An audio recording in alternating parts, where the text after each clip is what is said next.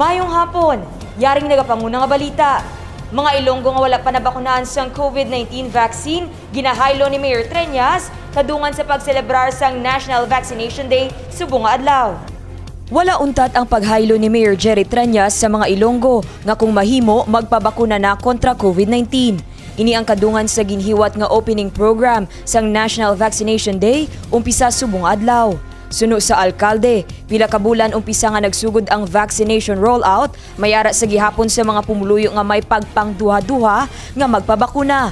Apang ini ang dapat nga dulaon na suno kay Mayor Treñas. Bangod nakita na ang maayo nga benepisyo sang bakuna, ilabi na sa mga senior citizens, may mga comorbidities kag lakip na ang mga menor de edad. Dapat nga nahangpan suno kay Treñas nga ang bakuna hindi lamang proteksyon sa kaugalingon kundi para man sa pamilya kag bilog nga komunidad. Para sa alkalde, wala sang problema sa bakuna, bangod magluwas nga ini ang libre, bastante man. Nagpanawagan man si Treñas sa mga business owners nga hayluhon ang ilang mga empleyado nga magpabakuna na para mahilayo sa risgo kag mapadayon ang pagbukas sa mga establishmento.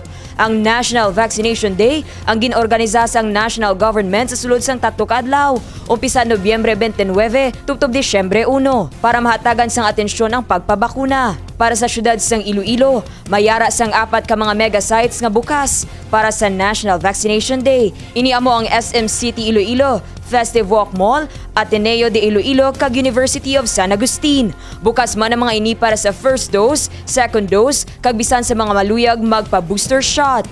Ang iban nga detalye bantayan karon alas 6 sa gabi sa Level Up Patrol. Ako si Dane Raffles.